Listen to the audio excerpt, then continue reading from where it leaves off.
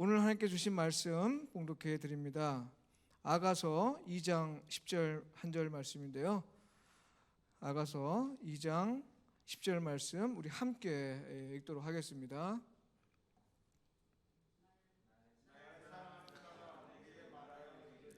나의 사랑 내 업본 자야 일어나서 함께 가자. 한 번 더 읽겠습니다.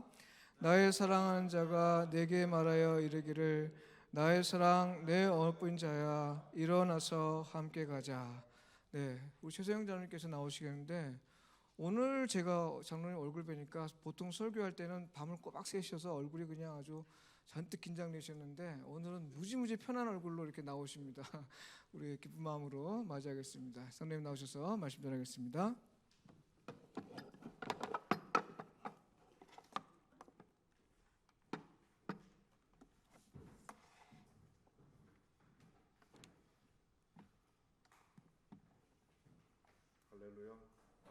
예, 제 얼굴이 좀 밝아진 모양이죠?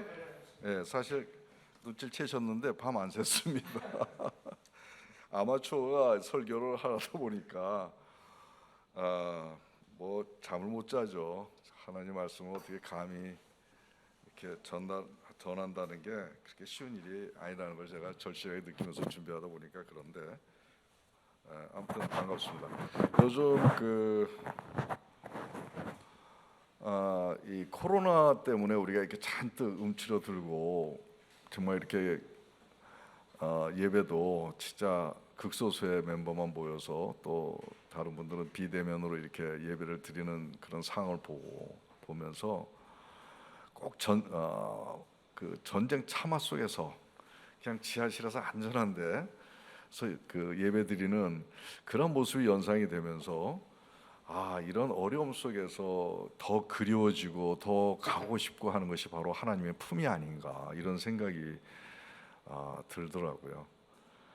하나님의 품이 더 그리워지는 시대, 또 하나님의 품이 너무 안전해서 그것밖에 살 길이 없는 그런 시간을 우리가 보내는 것이 아닌가. 어려움 속에서 오히려 더 하나님과 더 가까이 갈 수 있는 그런 은혜를 누리시기 바랍니다. 사실 코로나 때문에 고생하는 분들, 정말 삶의 절망감 속에서 하시는 분들이 많으실 거예요. 그 중에 하나님을 믿는 분이시라면 이런 하나님의 은혜를 누리면서 그 어려움을 하나님과 함께 헤쳐나가면서 하나님을 더 가까이 만나고 손을 잡고 하는 그런 축복의 시간들을 보내시기 바랍니다. 오늘은 좀 제가 오늘 주일은 좀 특별한 날로 제가 좀 여기고 싶어요. 제 개인적인 생각입니다. 오늘은 제가 어떤 말씀을 가지고 설교를 하려는 것이 아니라 지금 이 M교회 지금 이 시점에서 하나님이 왜 미디터 교회를 세우시고자 하셨는가? 미디터 교회를 세우시고 어떤 목적을 가지고 그렇게 세우시려고 준비를 하셨는가, 이끄시는가?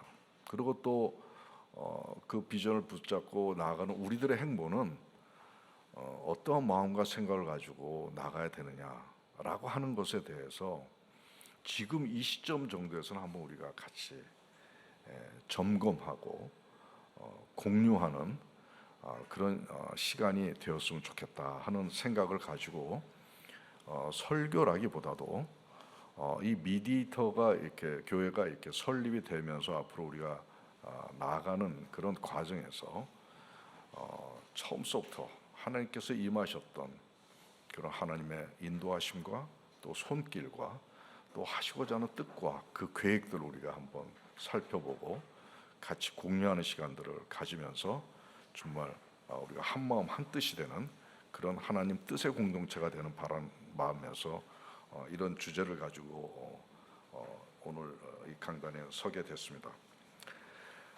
사실 하나님의 뜻을 부여잡고 이를 향해서 몸과 마음과 또 뜻을 다해서 열정을 다해 달려오더라도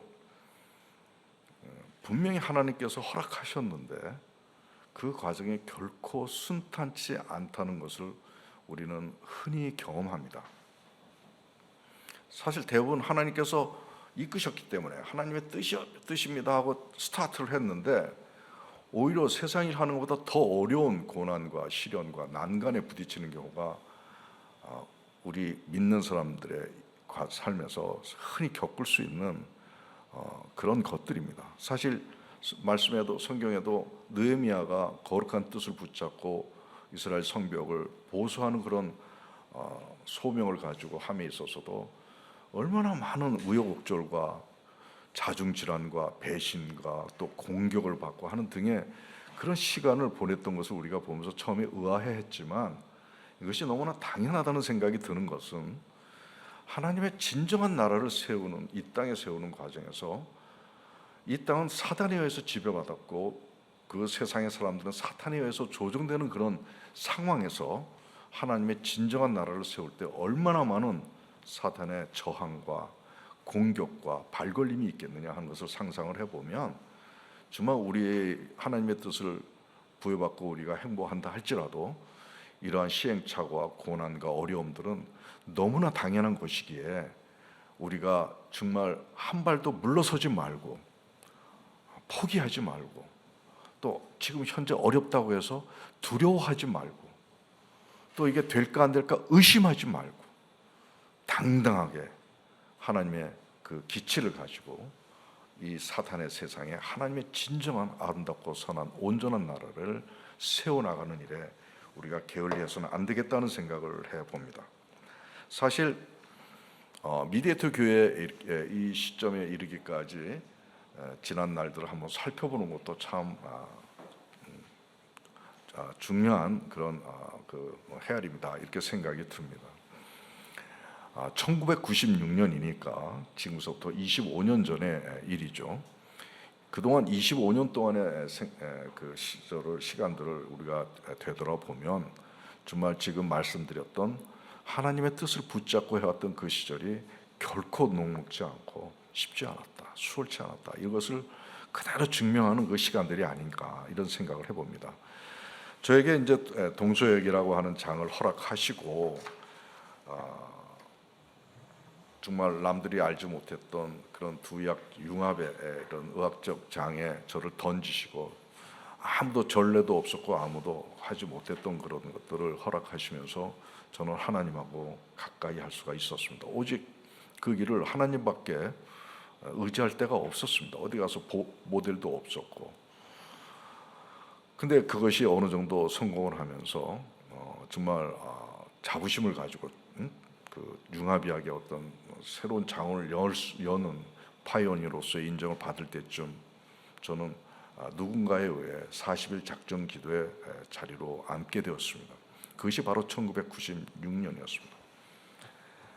융합의학을 통해서 하나님의 생명을 어느 정도는 볼 수 있는 안목이나 앵글이 넓어진 상태였기 때문에 하나님의 말씀을 조금 더 넓게 해석할 수 있는 그런 어느 정도의 지식은 갖게 되었습니다. 그런 저에게 하나님께서 40일 동안 저 기도하는 과정에서 많은 환상도 보여주시고 뜻도 알려주셨지만 거기서의 결론은 나의 사랑하는 피조물의 생명들을 온전케 하는데 기여하라 라고 하는 것으로 요약이 될 수가 있습니다.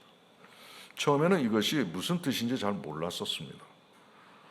내가 융합의학을 했으니까 좀 융합의학을 성공시켜서 큰 병을 지어가지고 병원을 지어서 불쌍한 사람들한테 그런 융합의학의 좋은 통전적 그 생명의 그 치료의학을 나눠주는 일들을 하라고 하는 것이 아닌가 하는 정도로 저는 생각을 했습니다. 그래서 열심히 돈 벌어가지고 큰 병원 좀 세워야 되겠다 이런 생각을 할 수 있었는데 그게 아니었다는 것은 금방 알게 됐습니다.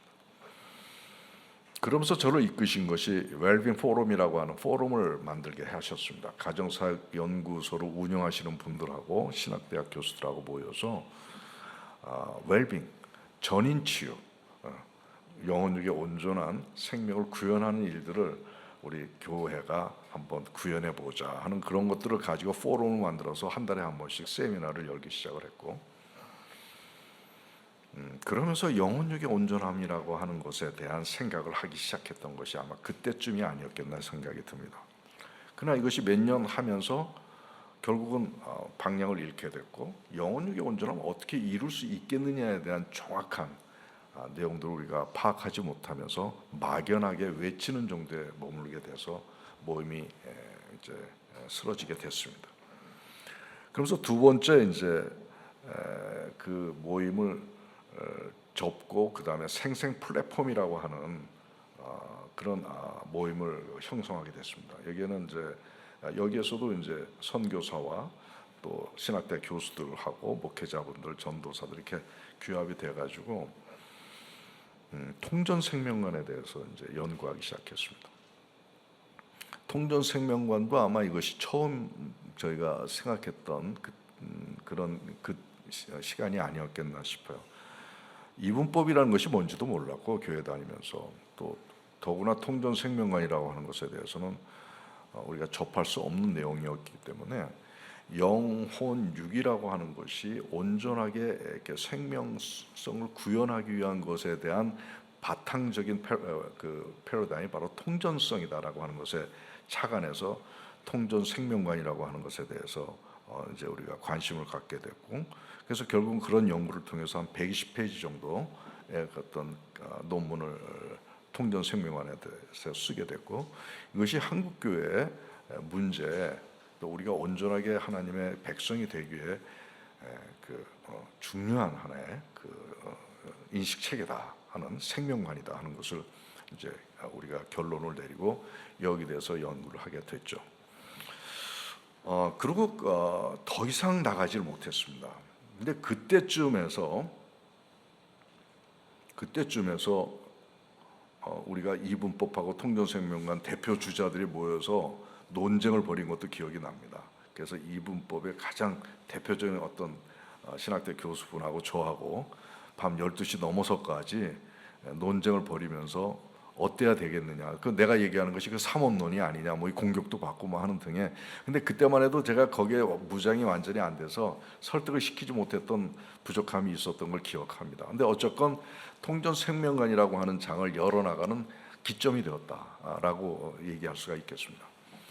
그러면서 그때 하나님께서 저를 어떻게 인도하셨냐면 한국 교회에 대한 문제를 이제 분석하는 그런 장으로 저를 인도하셨습니다. 그것은 어떤 모임에서 비롯된 시작이었습니다. 저에게 그 모임의 어떤 분이 한국 교회가 문제가 많다고 늘 서로 자타가 얘기를 하는데 도대체 무엇이 문제냐고 의학적으로 따지면 어떠한 질병에 해당이 되느냐라고 물었던 것이 저의 뇌리를 떠나질 않았습니다. 만약에 이러한 것을 한국교회 지금 문제 상태를 병리적으로 의학적으로 그런 병리적인 것을 세워나간다면 의학에서 치료하듯이 좋은 솔루션을 제시할 수 있겠다라고 하는 막연한 기대가 있었기 때문에 나는 이 퀘션에 매달리게 됐습니다. 근데 도대체가 어떤 병으로 이렇게 서로 연계할지에 대한 것이 떠오르지 않는가. 우선 중풍인가, 비만인가, 뭐 당뇨병인가, 아니 암인가, 뭐 하는 등의 여러 가지 질병들 뭐 쉽게 생각할 수 있는 그런 것들은 상상을 해 보았지만 막상 그 하나하나를 접목하면 꼭 그것이 답이 아니다라고 하는 것에 머물렀습니다. 그러던 중에 하나님께서 저에게 환자 한 사람을 보내주셨어요. 28살의 여자 환자였죠. 위장은 아무리 많이 먹어도 소화는 잘 되는데 두통, 어지러움증, 불면증, 전신피로, 우울증, 뭐 도대체가 여드름까지 살 수 없는 지경에 이르게 된 상태의 여자분이 오셨어요. 많은 검사를 해도 나오지 않고.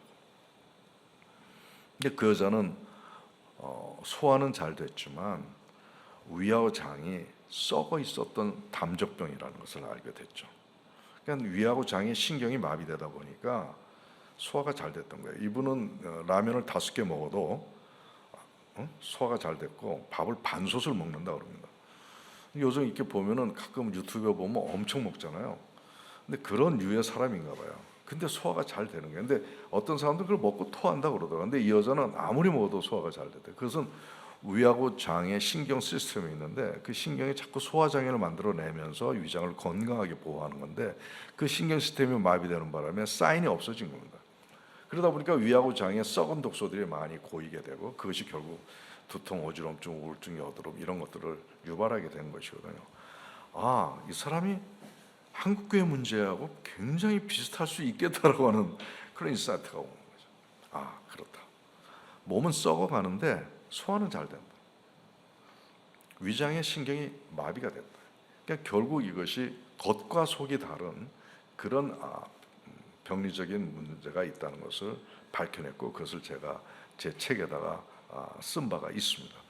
아, 육체의 위선병이구나.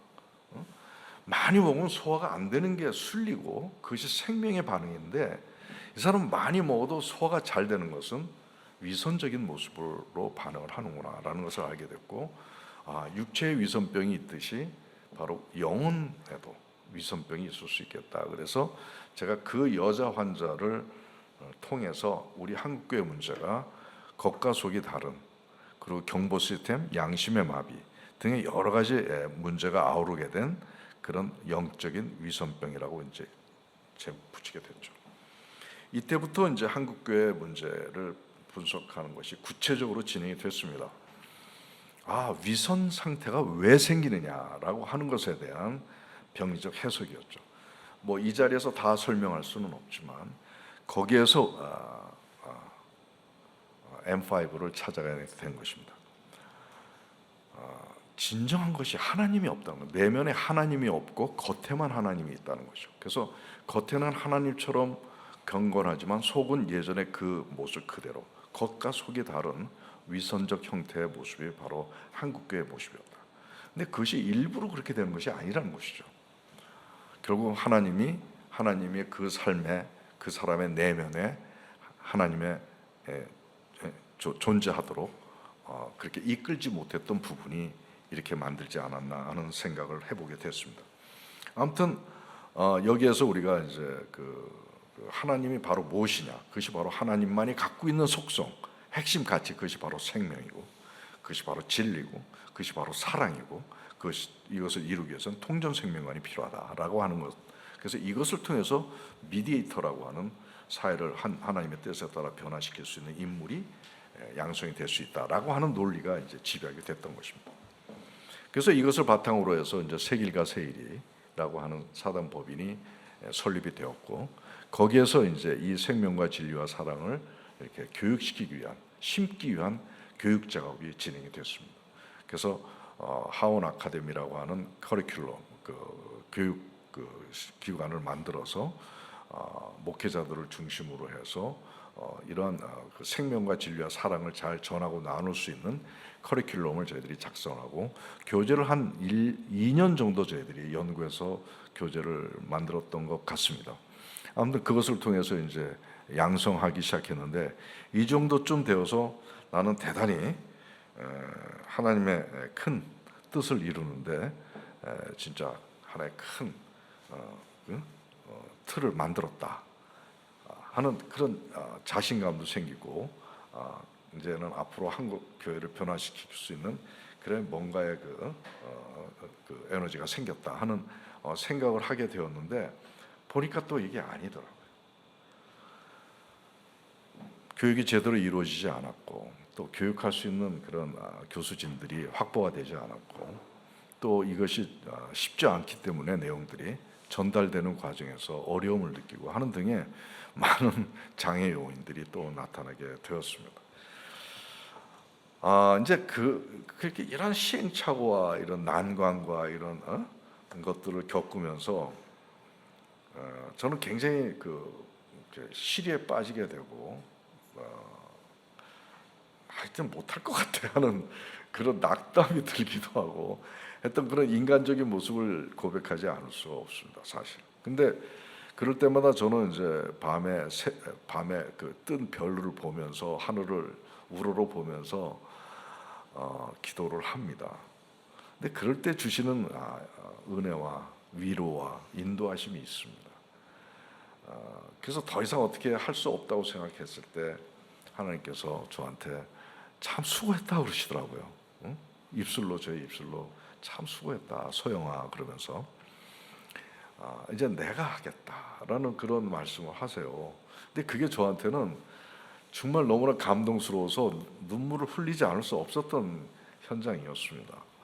근데 아무튼 그를 통해서 교회 설립에 대한 비전을 주시고, 또 그것을 구체적으로 어떻게 운영할 건지에 대한 생각도 저한테 주셨습니다. 그래서 2019년 3월부터인가요? 근데 교회 준비를 위한 기도가 시작이 되었고, 그러면서 저희들이 10월인가요? 그때서부터 운영위원회가 설립위원회가 구성이 됐고 기도하기 시작했고, 그 이후에 또 이제 우리가 진정한 예배를 이렇게 구성하는 연구를 하고 그것을 시뮬레이션 하면서 테스트하면서 예배를 드렸던 시간들이 있었습니다. 따져보니까 거의 지금 2년이 조금 넘은 지금 시간이 이르게 됐는데, 그 예배를 이제 정식으로 드린 게 언제였죠? 저희가 작년 7월이었나요? 5월이었나요? 그때 드릴 때 많은 분들이 오셨고 기대도 많이 하셨고, 저는 그 예배를 드리면서 속으로 굉장히 벅찬 감동에 올랐어요. 사실 하나님의 뜻을 붙잡고 산다는 게, 저는 또 다른 메인 잡이 있는 상태에서 한다는 게 참 쉽지는 않았습니다. 근데 이것은 반드시 하라고 주셨기 때문에 내 손에서, 내 머리에, 뇌리에서 떼어 버릴 수가 없는, 오히려 제가 병원을 하는 것보다 더 중요한 그런 것이 되어버렸어요. 이것이 나의 삶의 목표고 나의 삶의 이유다라고까지 기도 중에 고백을 하면서, 진짜 하나님께서 뭐 생명을 온전케 한다는 것이 그 의학에서만 하겠습니까? 바로 이러한 하나님의 말씀을 전하는 그 현장에서도 이루어질 수 있는 것이기 때문에, 이러한 의학과 신학을 접목할 수 있고 소통할 수 있는 그런 것들을 어느 정도는 제가 알아서 이것을 처음으로 이렇게 이 땅에 심어놓고자 하는 의지가 너무나 제가 강하게 됐고, 그것을 이끄셨던 것 같습니다. 그래서 진짜 눈에 보이는데, 만약에 이렇게 되면, 하나님 안에서 온전히 살게 되면 진짜 그 사람의 생명과 인생의 모습은 진짜 너무나 아름답고 활력 있고 정말 너무나 보기가 좋을 텐데, 이것이 눈에 보이는 거예요, 사실은. 근데 그것을 이루기가 왜 이렇게 어렵나? 근데 결국 교회를 통해서 연구소도 운영을 하고 세일과 세일도 교회와 같이 하면서 교회가 중심이 되는 것이 좋겠다는 하나님의 생각이셨고, 그러면서 이 병원 지하 2층에다가 저희들이 예배를 보기 시작했던 것이죠. 저는 그것으로 또 거의 한 7분 응선은 사실은 넘었다고 생각했었습니다. 사실은 아마 여러분들도 그러지 않았겠나 싶은데요. 그때 같이 참여했던 목사님 다 계시지만 굉장히 기뻐했고, 또 참여하셨던 분들도 아주 진짜 훌륭한 교회가 될 것 같다, 금방 막 넘칠 것 같다, 차고 넘칠 것 같다, 뭐 이런 말씀들 다 하시고 가셨거든요. 그래서 그렇게 될 줄 알았어요. 그런데 이제 그게 또 아닌 거예요. 코로나가 또 4단계로 되고, 또 보니까 우리가 얘기하는 M5라고 하는 그 가치를 공유하면서 뭔가 이렇게 이루어 나간다고 하는 것이 정말 어려운 거예요. 이 새로운 하나님의 일들, 생각들이, 뜻들이 사실 그동안 우리 한국교회에서 해왔던 그 모든 그 신앙의 그 나름대로의 그 영역이 있는데, 거기 들어가기가 어려운 거예요. 벽이 되는 거예요. 그래서 그 새술은 새 부대에 닿는다는 말을 그때 떠올리게 되는데, 그래서 우리가 세일과 세일이라고 이제 법인 이름도 그렇게 했습니다만, 쉽지 않은 거예요. 공감하는 사람도 많지 않았고, 이것을 가지고 함께 하자고 했을 때도 그것이 잘 공유되는 것도 쉽지가 않았습니다. 그러니까 너무나 어렵고 힘든 새로운 것들이었어요. 아무튼 그런 것 과정을 통해서 우리가 이제는 다시 채비를 하면서 진짜 이제 처음부터 다시 한다는 생각을 가지고, 이제 우리가 하려고 하는, 추구하는 가치와 방향은 너무나 확실하게 정해져 있기 때문에 이제는 우리가 처음부터 다시 한다는 마음을 가지고 한번 세워보자 하는 생각이 들게 됐습니다. 그래서 이제 일신하겠다 하는 마음을 한 수개월 전에 주셨습니다. 그러면서 저희가 이제 그 목회자 포럼이라고 하는 것을 6월 15일 날 처음 발대식을 하게 됐고, 이것은 저희가 얘기하는 M5가 목회자 레벨에서 공유가 이루어져야 되겠다라는 생각을 했습니다. 왜냐하면 저희가 생각하는 것들이 아무래도 좀 기존 교회와 좀 충돌하는 부분도 있고 좀 약간 그 갭이 있는 부분도 있기 때문에 또 받아들이기 어려운 부분도 있어서 목회자분들이 이것을 잘 원활하게 한 마음이 될 수 있는, 한 생각이 될 수 있는 그런 인큐베이터 하는 그런 기간이 좀 필요하지 않겠냐 하는 그런 생각이 들어서 인도하심에 따라서 포럼을 이렇게 결성을 했고 15분 정도의 목회자와 관련자들이 모여서 6월 15일 날 발대식을 했습니다. 그래서 지금 세 번째, 제가 처음에 이 M5에 대해서 설명을 했고, 그 다음에 이제 우리 의학과 신학을 접목할 수 있는 그 과정에서 필요한 정보들, 과학적 정보들을 제가 미주신경과 감정에 대한 것과 의식세계, 무의식세계, 뇌와 몸과의 관계, 뭐 이런 여러 가지 것들을 통해서 하나의 말씀을 좀 더 전인적으로 받아들일 수 있는 그런 바탕을 만들기 위한 기본 과학적 지식을 강의한 바가 있고, 그 다음에 얼마 전에 이제 생명에 대한 얘기를 하기 시작을 했습니다. 다들 관심들이 많고 또 공감을 하고 있습니다. 근데 이러한 것들을 통해서 또 이것이 맞는 길이다라고 저는 확신을 하면서 우리 미디터 교회 성도들, 지금은 최소한의 인원들이 남아 있지만 이런 사람들만이라도 우리가 이 M5에 한 마음 한 뜻이 된다라고 하면은 아무리 소수라 하더라도 그 소수를 통해서 이루시는 하나님의 역사가 놀라울 것이다라고 하는 확신이 생기게 됐습니다. 그래서 사실 요즘은 굉장히 기쁘고 감사한 마음이 사실은 넘칩니다. 그동안 오랜 동안 부침이 있었고 우여곡절이 있었고 넘어짐이 있었지만 이제는 더 오히려 당당해지고 또 확신이 이렇게 들게 되고, 그래서 그 미래에 이룰 것들을 생각하면서 굉장히 기뻐지는 저의 모습 좀 상황으로 이렇게 되어버렸어요. 그래서 오늘 이쯤에서 제가 이제 우리 사실 12제자 정도 되나요 우리가? 그 정도 뭐 10가지 정도의 책 안 되는 것 같은데 그 정도의 분들하고 오늘 제가 얘기하는 것이 하나가 됐으면 좋겠다. 그래서 같이 손을 잡고 마음을 합해서 이것을 우리 교회 그리고 우리 한국교회 또 이웃에 심고 나눠주고 전파하는 그러한 하나님의 제자가 됐으면 좋겠다. 그래서 우리 나의 사랑하는 자가 이르기를 우리 함께 가자. 우리 함께 가자. 라고 하는 말로서 오늘 이 자리에서 말씀을 제가 나누려고 생각을 하고 서게 된 것입니다. 지금 제가 사실 조금 최근에 좀 바뀌었어요. 좀 바뀐 게 있어요.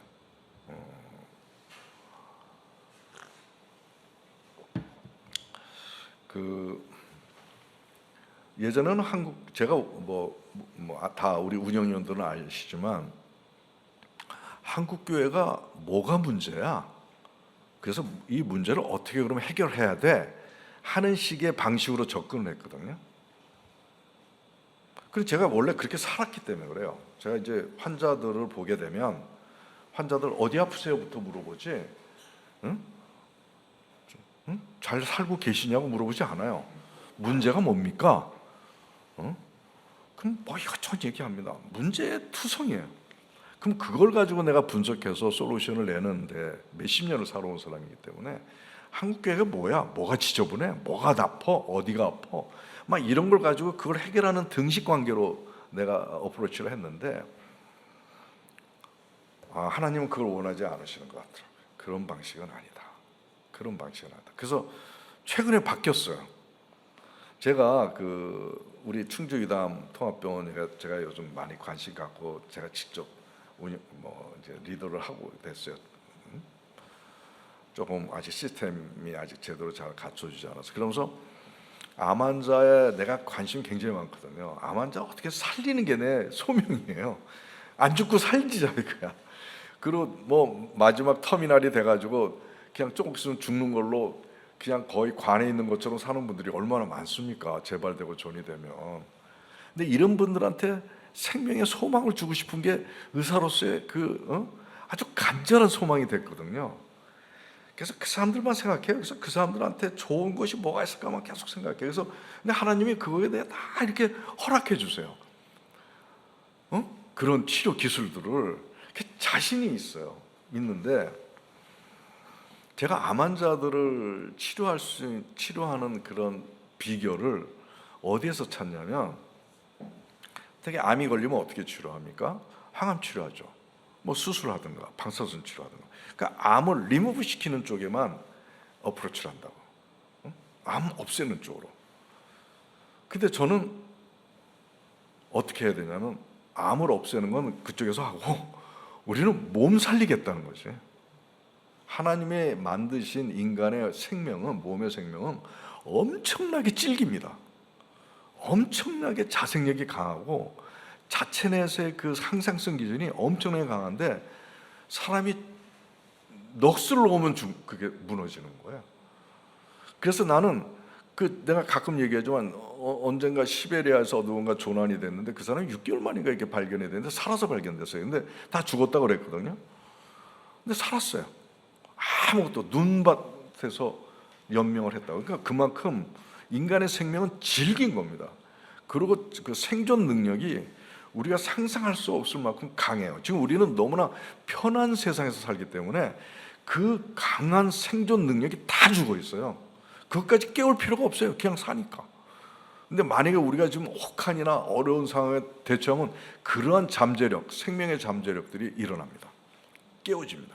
그것이 그 어려움을 극복하게 만드는 생명력이거든요.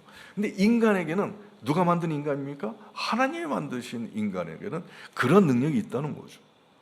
그래서 그 능력을 한번 키워보자는 것이 제 생각이에요. 그 비결. 그러니까 문제를 보지 말고 정상을 보자는 거예요. 좋은 것들을 보자. 좋은 것들을 보고 활성화해서 나쁜 문제들을 몰아내는 그런 어프로치를 하자라는, 내가 그렇게 해온 사람인데 한국 교회를 변화시키겠다는 것에는 적용을 못했던 거예요. 어리석은 거죠. 그래서 자꾸 한국 교회 문제가 뭐야? 이거야? 그럼 이렇게. 그 책도 내가 그렇게 썼잖아요. 이제는 긍정적으로 가자. 그래서 하나님이 이 땅에 우리들에게 주고 싶은 게, 너 이거 못해? 이거 고쳐? 저렇게, 이게 아니시더라고. 뭔가 우리의 가장 그 생명력을 일깨워주는 쪽으로 하나님은 관심을 갖고 계세요. 그래서 그 하나님의 뜻에 따라 우리 미디에이터 교회의 앞으로의 방향을, 또 외부에다 우리의 정체성을 우리가 추구해야 되는 것들을, 그런 어프로치를 하자. 그러니까 포지티브 어프로치를 하자.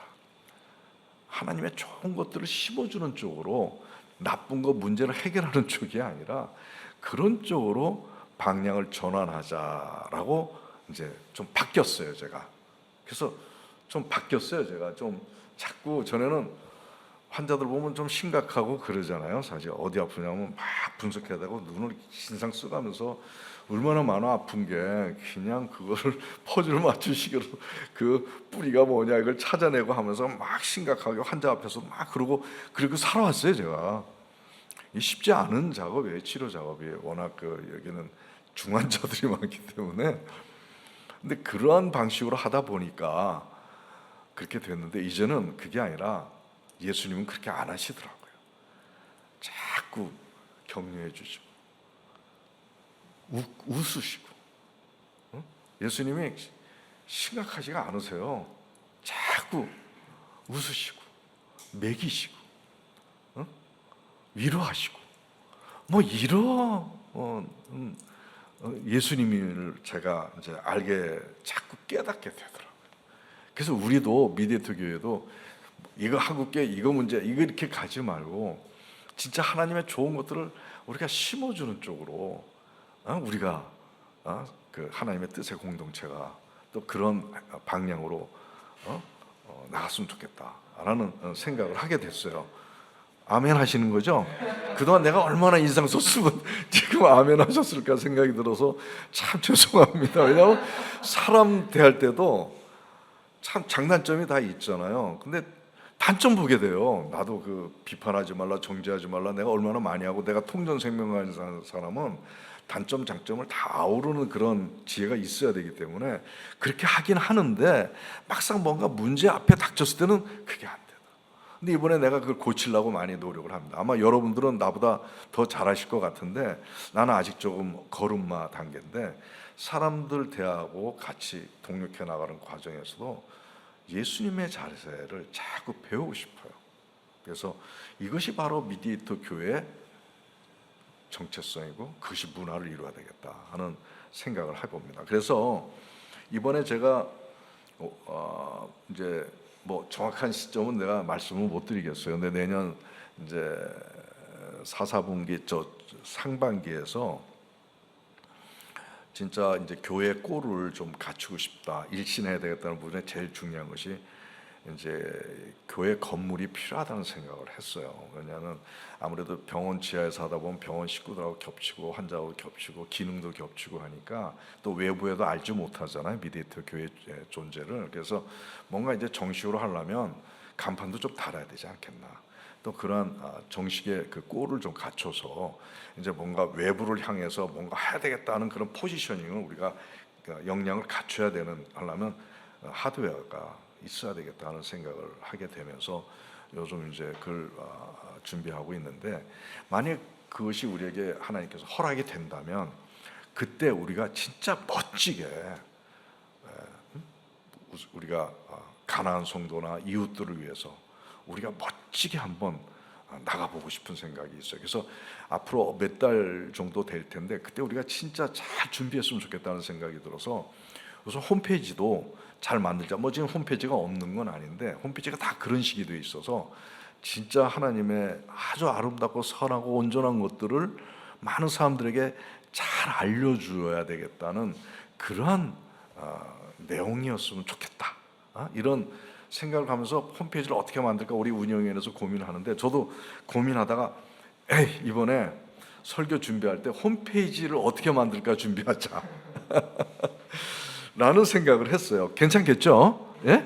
그래서 이 홈페이지의 내용이 우리의 정체성이 되는 거고, 이 홈페이지의 내용이 우리들의 모든 공유되는 공동 분모가 되는, 우리가 다 같이 알아야 되는 내용들이라서 이번 기회에 이것을 제가 준비한 것들을 잠깐 나누는 그런 시간으로 제가 하겠습니다. 근데 이것이 이 홈페이지에 이게 정답 아니에요. 절대 이걸로 다 하지 마세요. 근데 저의 이제 소견입니다. 그래서 이걸 가지고 여러분들의 의견들을 좀 첨삭을 하시고 또 더 좋은 거 있으면 또 그걸로 하셔도 좋습니다. 그래서 이 내용으로 했으면 하는 마음을 가지고 제가 정리한 내용들을 오늘 잠깐 나누고 내려가도록 하겠습니다. 우선 전에 같았으면 한국교회 문제가 뭐냐부터 나왔을 텐데 그렇게 안 하고 여기 한번 볼까요?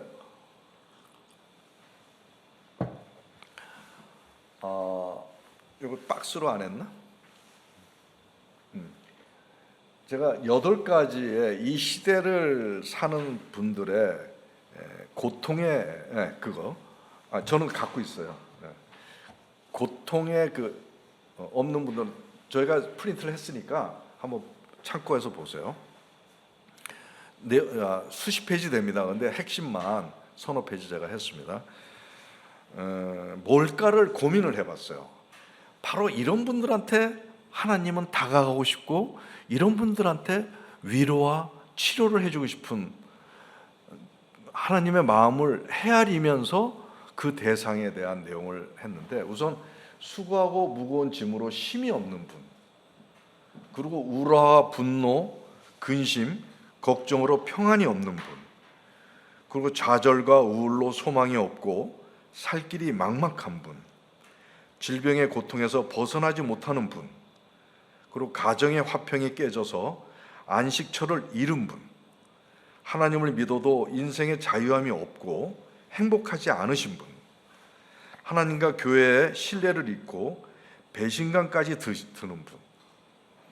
물론 이 외에도 또 좀 있겠죠.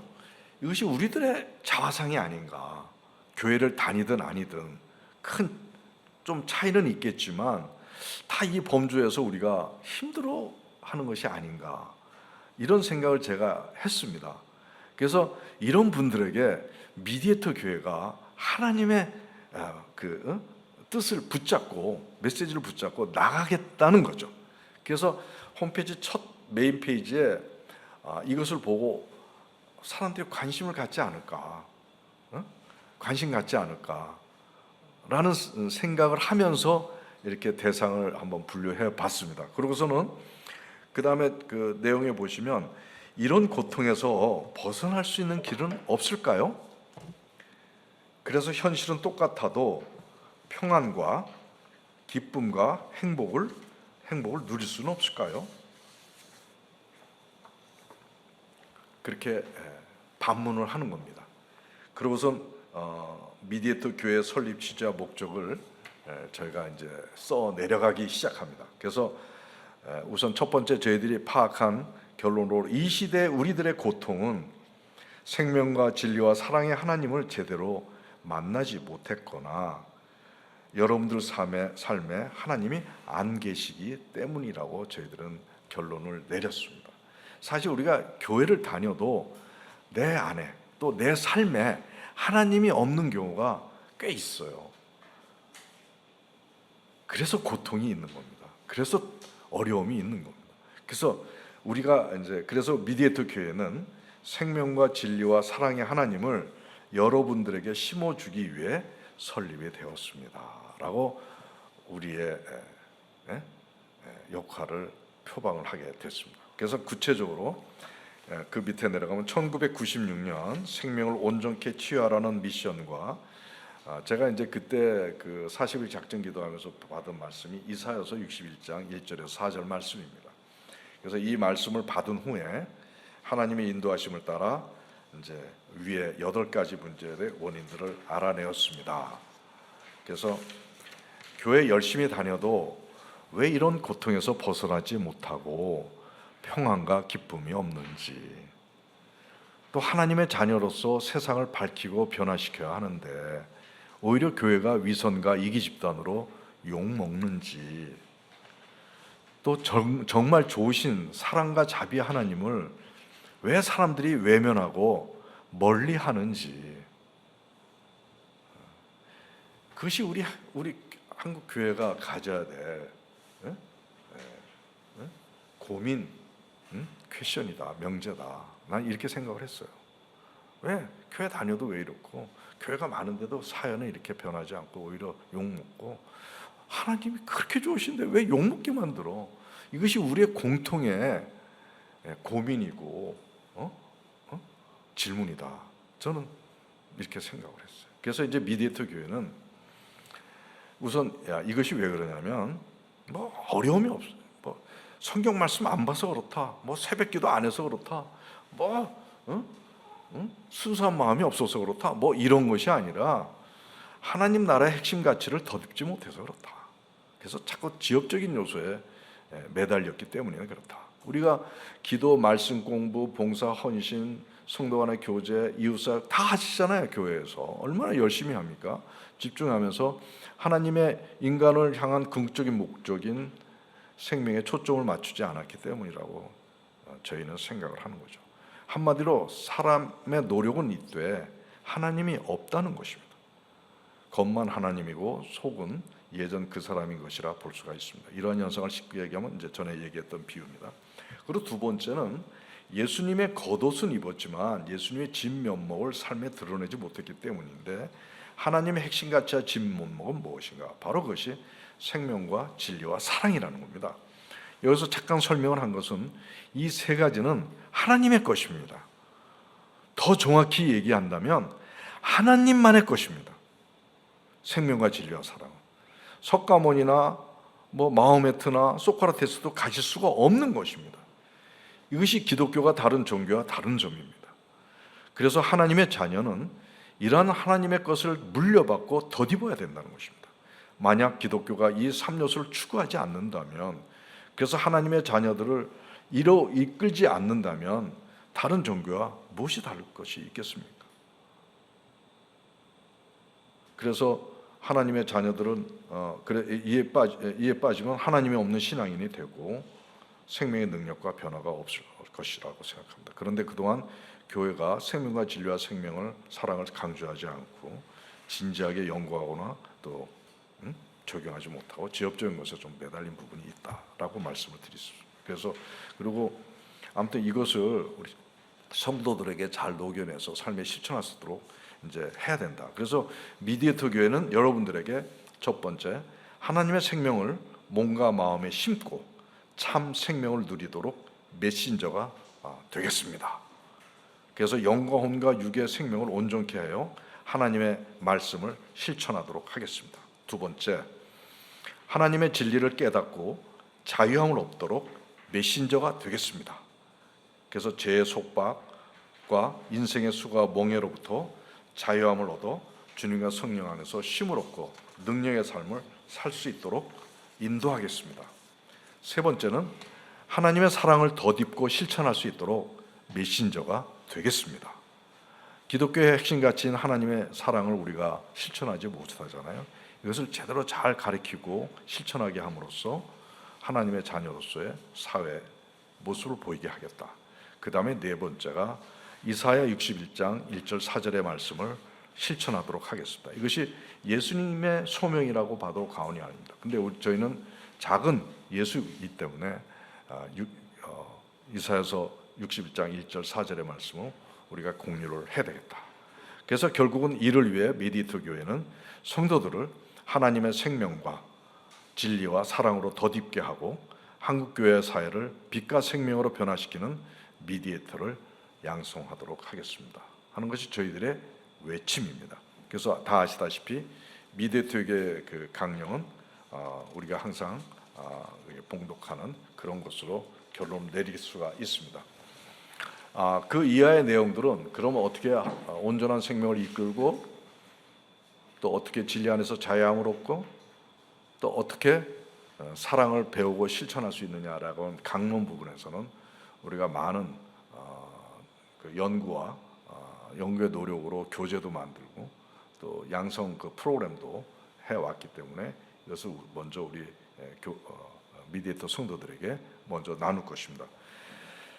그리고 끝으로 이제 그 최순수 목사님께서 이 교회에 대한 미디에이터 교회에 대한 간절한 마음을 담은 시를 잠깐 읽어드리도록 하겠습니다.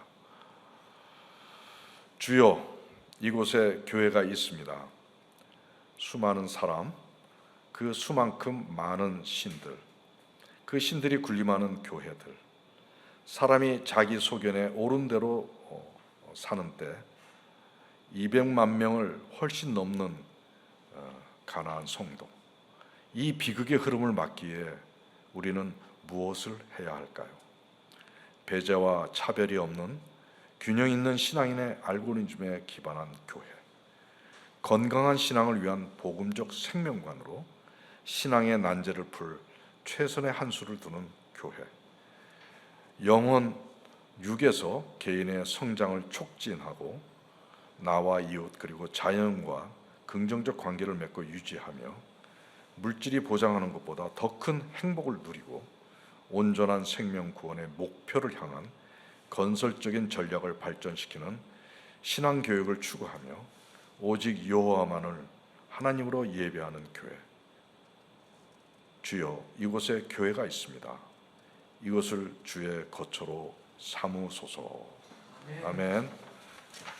감사합니다.